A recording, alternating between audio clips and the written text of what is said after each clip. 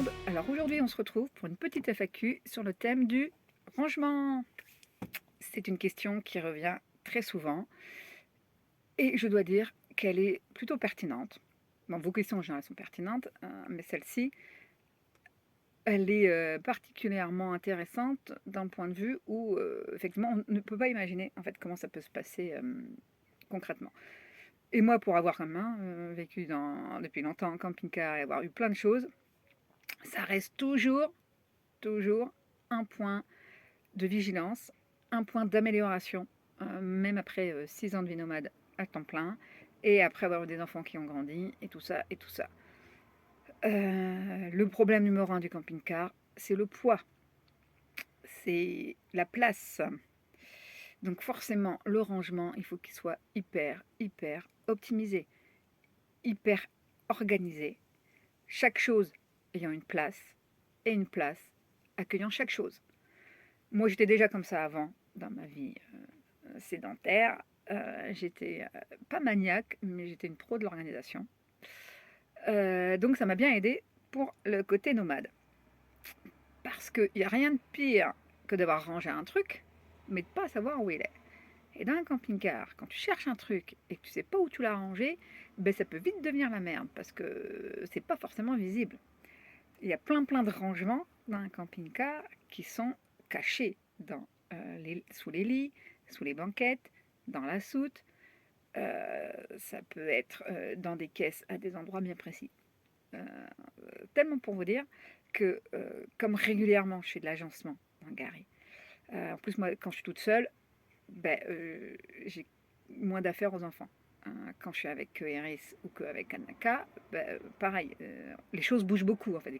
Quand j'ai que les enfants, voilà, les choses vont et viennent régulièrement. Elles retournent chez Bernie, on les pose chez la grand-mère des enfants. Voilà, j'ai pas tout le temps toutes mes affaires H24. Il y a encore, moi si, les miennes, ouais, mais celles des enfants, elles tournent en fait. Donc pensez bien que j'oublie où est-ce que j'ai rangé tel truc. Par exemple, moi j'ai un sac à dos de randonnée pour obscurité. Je m'en sers pas tous les 4 matins, je m'en sers aussi quand je vais chez le veto et tout ça. Donc il n'a pas besoin d'être hyper accessible, mais il faut que je sache où il est, parce que en général, le jour où tu en as besoin, c'est un peu euh, pas prévu parce qu'elle a besoin d'aller chez le veto, ou au contraire prévu parce qu'elle a un rendez-vous. Mais dans tous les cas, il faut que je sache où il est. Euh, il faut que ce soit quand même un endroit intelligent, ou en tout cas que je vais le retrouver. Détrompez-vous, c'est pas toujours comme ça. Pareil, j'ai plein d'endroits de chaussures, j'ai 4 rangements à chaussures différents. Dans mon placard, j'ai un truc à chaussures classique. Dans l'entrée, j'ai un truc à chaussures classique. Devant, j'ai plein de chaussures forcément qui traînent. Et j'ai aménagé au-dessous, il faudra que je montre dans un jour d'aménagement. Toute ma banquette, moi, en fait, au-dessous, c'est que du rangement. Et j'ai aménagé carrément une trappe pour pouvoir accéder parce que j'en avais marre de soulever les coussins, de soulever la planche et d'aller au-dessous. Donc maintenant, j'ai fait une trappe pour mes chaussures. Mais les chaussures, elles sont dans des boîtes ou dans des caisses ou mes boîtes comme ça. Donc il faut que je sache où et quoi. Donc il y a tout un côté de faut se souvenir de ce qu'on a fait. Donc comme moi, j'ai pas envie de m'embêter à me souvenir de tout ce que j'ai fait, j'ai noté tel endroit, tel truc. Voilà. Bon, il faut savoir aussi que moi, mes enfants, ils ont énormément de matos. Iris, elle a une caisse à créatif, une caisse à couture, une machine à couture, euh, une caisse de livres, etc., etc., etc. Anaka, il a des caisses de Lego technique, il faut qu'il sache quel Lego technique et dans quelle caisse, par exemple. Donc, tout imaginer, c'est très compliqué.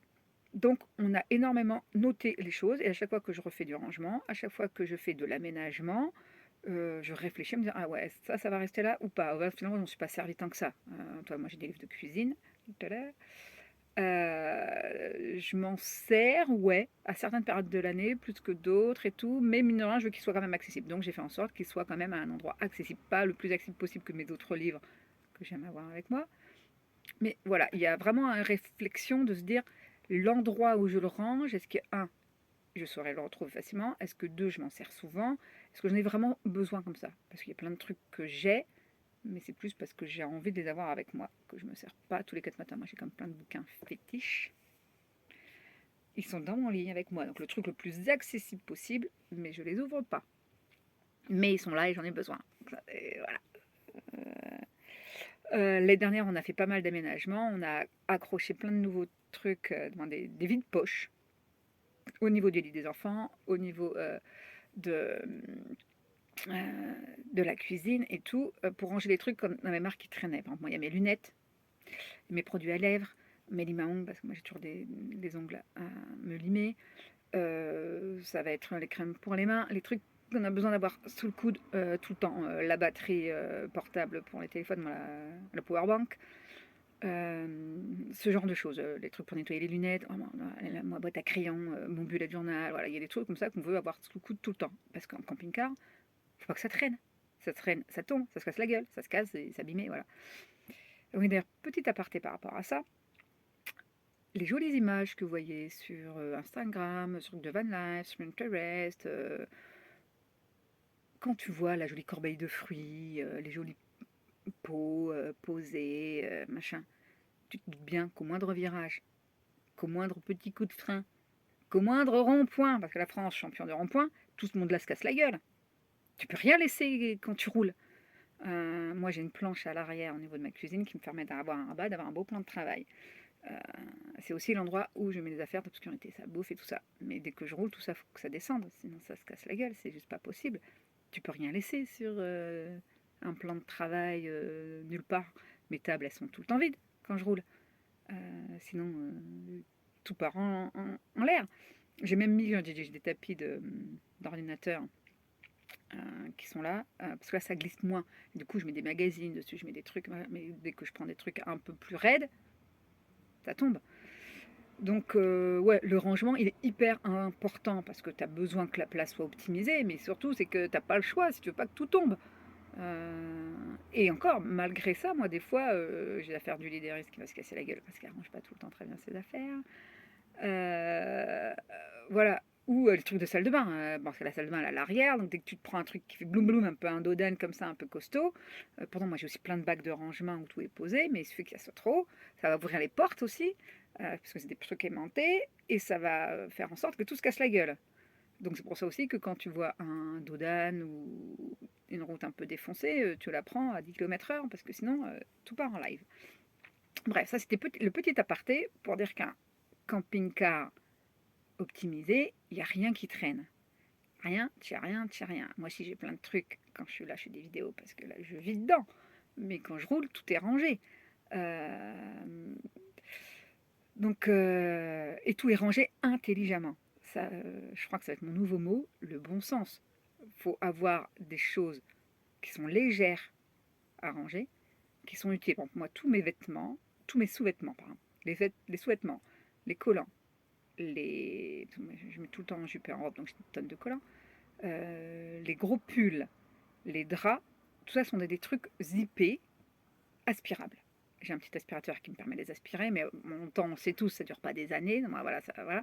Mais ça me permet en fait d'être stocké, d'être protégé et de ne pas prendre de place. Et c'est surtout d'être hyper maniable. Vous pensez bien que j'ai mes collants dans un placard. Déjà, le placard, il serait vite envahi et pas vraiment fait pour ça. Donc voilà, on avait essayé les caisses de rangement, mais pareil, c'est pas pratique, ça prend de la place. Vraiment, ce qui est le plus pratique pour les vêtements, les trucs comme ça, tant les pyjamas chauds, l'hiver, les pyjamas d'été, parce qu'on les sépare, machin, on les pas dans les placards. Les placards, ils sont vraiment pour nos fringues basiques. Encore, même mes jupes, elles sont pas sur cintre, elles sont dans un placard. Mais ça, c'est à l'usage qu'on le voit. Pareil, le côté de rouler ou de plier, pareil, ça marche pour les petites choses. Quand les enfants étaient petits, on gagnait vachement plus de place à rouler les vêtements. Maintenant qu'ils sont un peu plus grands, le gain n'est pas foufou. Euh, donc, ouais, pensez à vraiment le rangement. Enfin, je sais que le chaussure, c'est un gros, gros problème. Le truc très con, hein, mais vraiment très con. Mais regardez le nombre de chaussures que vous avez, multipliez ça par le nombre de personnes que vous êtes, et dites-vous, mais putain, où est-ce qu'on les range dans un camping-car? Et en plus, moi, j'ai quand même pas mal de paires de chaussures. Ouais, donc les chaussures, il faut des rangements spécifiques ou avoir des endroits où ça traîne, ou alors se dire, bah non, je vais être tout le temps en basket, si tu veux être tout le temps en basket, ou tout le temps en talons, si tu veux être en talons, etc. etc. Euh, des rangements très cons comme les fruits et légumes. Moi, j'ai des caisses spécifiques pour mes fruits et légumes. Des caisses en plastique, malheureusement, parce que l'ennemi numéro un du poids, bon, du camping-car, c'est le poids.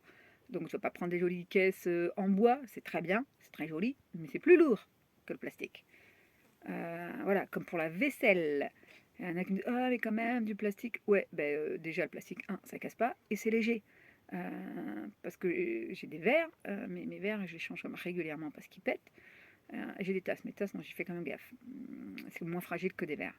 Mais voilà, le rangement doit être pensé optimisation, utilisation et qu'est-ce que le camping-car en a besoin ou pas. Il y a plein de trucs, au fur et à mesure, vous allez vous rendre compte que ça, bah non, il n'y a pas besoin. Ah, mais ouais, ça, on en avait besoin et on l'a pas mis, on l'a pas mis accessible, on l'a pas pris. Je ferai peut-être, je pense, une deuxième FAQ là-dessus avec des exemples bien précis parce que il y a plus à dire. Donc voilà, le FAQ, pensez toujours à l'utilisation de ce que vous allez en faire, où est-ce que vous voulez le mettre et pourquoi. Et ne vous dites pas, ça va rester là, ça va pas bouger. Il faut que chaque chose ait une place et que chaque place accueille sa chose. Ciao, ciao.